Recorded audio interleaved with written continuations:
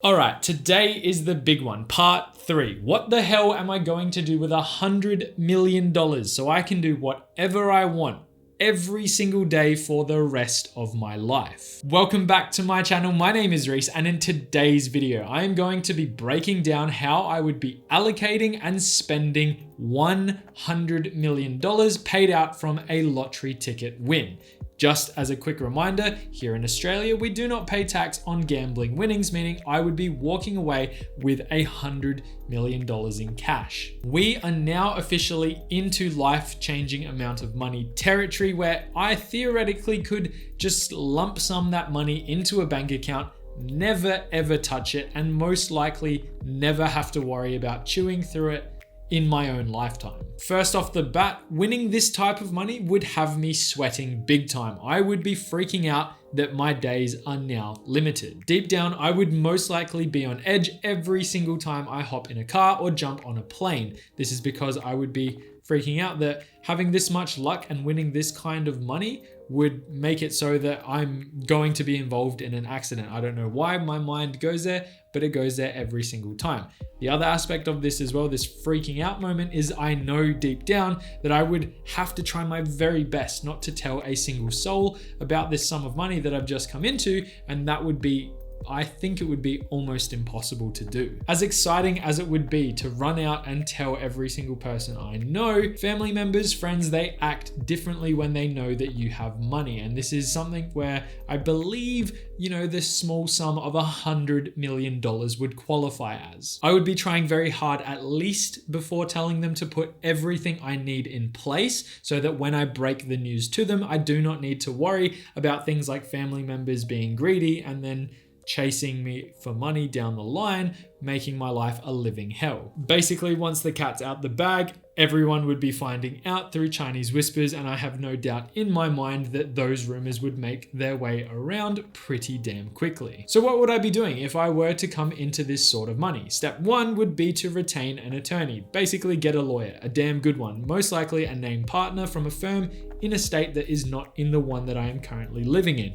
And there's a reason for that, which I'll touch on in a second. The thing that would suck the most out of having to kind of do this out of necessity would be that it is not going to be cheap. But nonetheless, I want someone who I have no ties to in any way whatsoever. I do not want the family attorney who did my parents' will. I do not want any involvement from someone who knows who I am. Step 2, which I also believe would be a pretty big step and one that requires a lot of processing and thought, would be to decide how much of the winnings I'm going to give away well before I even accept the winnings. I would absolutely want to make this decision before my vision gets clouded by the fact that I have access to tens of millions of dollars in various accounts depending on how I allocate the funds. With access to $100 million, I believe 20% of this sum would be more than generous enough to give to the closest people in my life for the sake of improving their lives over time. I would do this in a way, I would set it up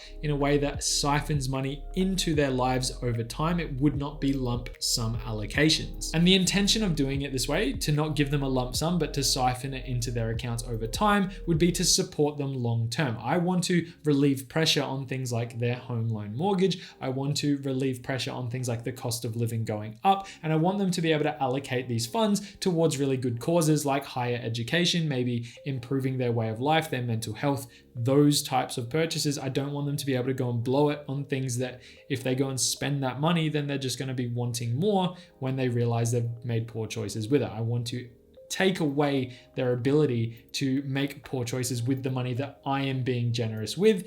Their money, they can do whatever they want with it. The money that I would be allocating would be to help their way of life and build positive outcomes from it, not negative ones. A portion of this 20% as well would be put towards philanthropy, but being specific as to how I would allocate those funds right now at this period of time is really hard to do. I'm not in that situation, so I can't really comment on it. The point is that would also be part of that 20% sum. And I would have my newly acquired attorney / lawyer to draw up the contracts, draw up this scenario in a way that doesn't allow them to come chasing me for more money down the line, as I am deciding this figure that I'm going to be giving away, and that's where that figure will live basically forever, and I will stick to it because I'm deciding this well before I have access to these funds for the intention of not getting carried away and throwing away my own life, but also their lives as well. So with the remaining $80 million, I would be putting close to 50% of that split between both the share market and cryptocurrency investments. And that split would definitely not be even. Out of that $40 million that I have to allocate between the two, I would be heavily investing into the share market, most likely my favorite ETFs, with the intention of them to return a bare minimum of 4% annually, which based on metrics, they have done so for the past number of decades, which is a really good sign because that again will feed into my survivability and ability not to chew through this money whilst also being able to do a lot of good with it. Out of that 40 million, roughly 35 million would go towards those share market investments. So at a 4% return, I would be earning roughly $1.6 million per annum in investment returns. So I could cash some of that out to pay myself my own salary. I could capitalize on things like the capital gains discount if I held it for more than 12 months, where what I'm selling, I'm paying significantly less tax on, and the rest of it would be reinvested to build that portfolio well and truly back up over time. The remaining 5 million would be split between various cryptocurrencies, some that I could potentially stake, whilst others that I could potentially park it in case that they skyrocket in value again. An example would be,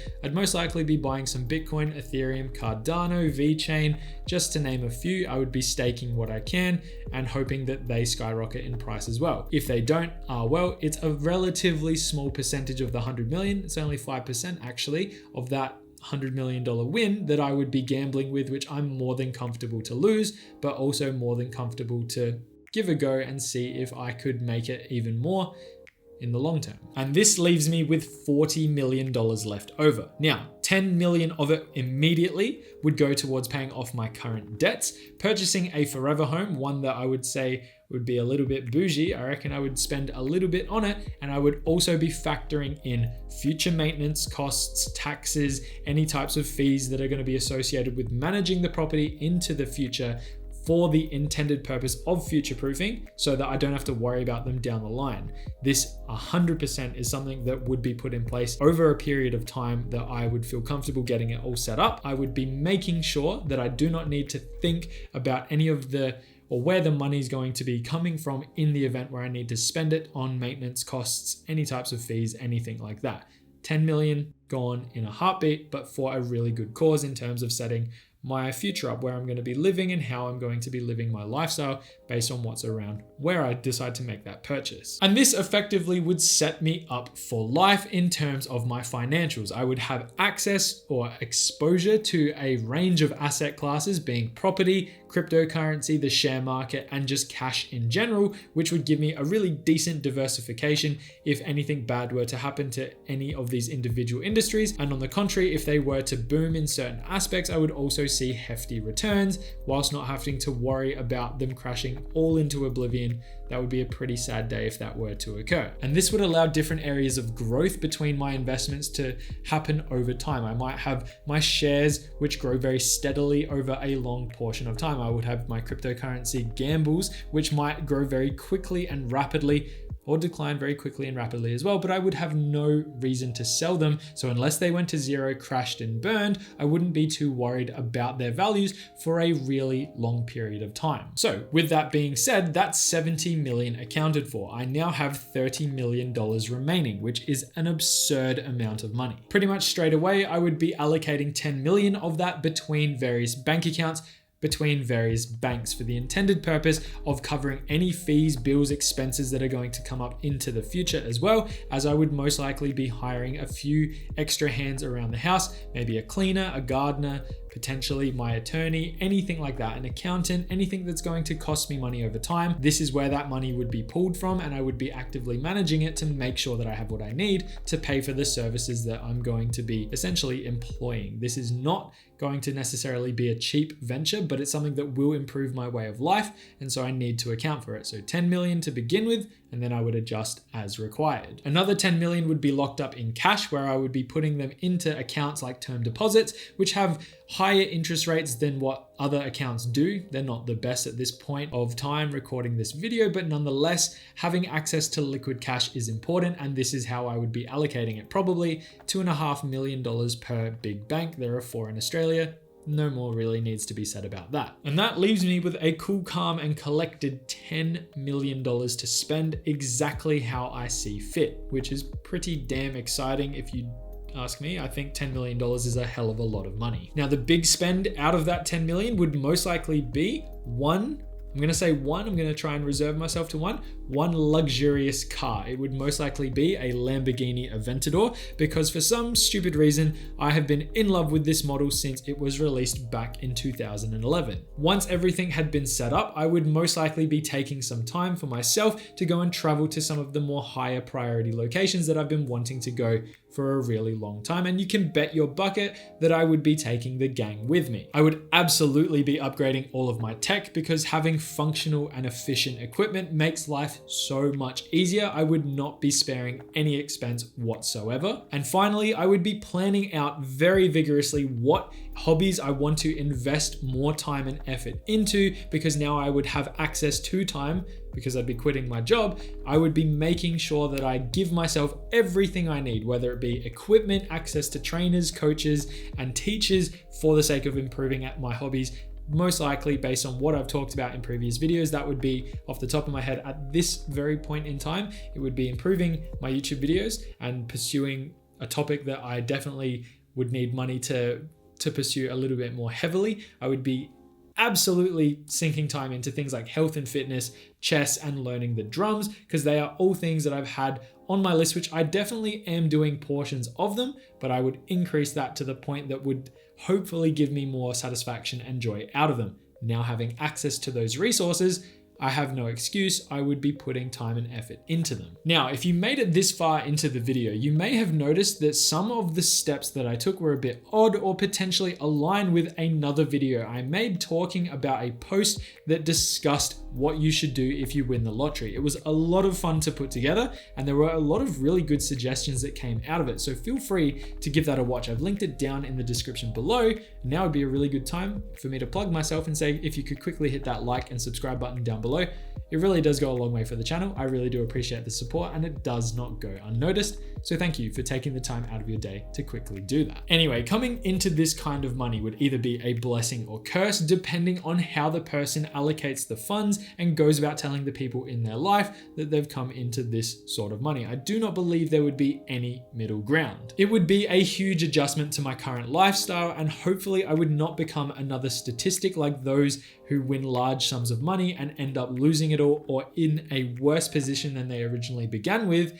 Hopefully I could avoid doing that. I believe personally I would be able to put that in place in a way that does not damage my current lifestyle in a negative way. I'd like to think that I could be disciplined enough not to let the negative impacts affect me, and also to avoid the traps that lots of people fall into. And yes, I know purchasing a Lamborghini would definitely fall into these trap scenarios because they're expensive to upkeep and blah, blah, blah, blah, blah. The point I'm trying to make here is that I've just won $100 million. I should be allowed to spend a little bit of it. I'm doing a lot of good with it as well, based on the breakdown you've just heard me say. So that's why I limited it to one luxurious car. Kind of ranting now, but you know, I would most likely buy a G-Wagon, maybe a Ferrari Testarossa, I don't know. The point is I'm trying to be as humble as possible in this conversation, because I haven't just won $100 million. I'm going to leave you there. Hopefully you enjoyed today's video. If you did, I thought it was pretty interesting. Hit that like and subscribe button down below. It really helps the channel grow, like I said just before. With that being said, have a good day, have a good week, and as always, I will see you in the next one. Bye for now.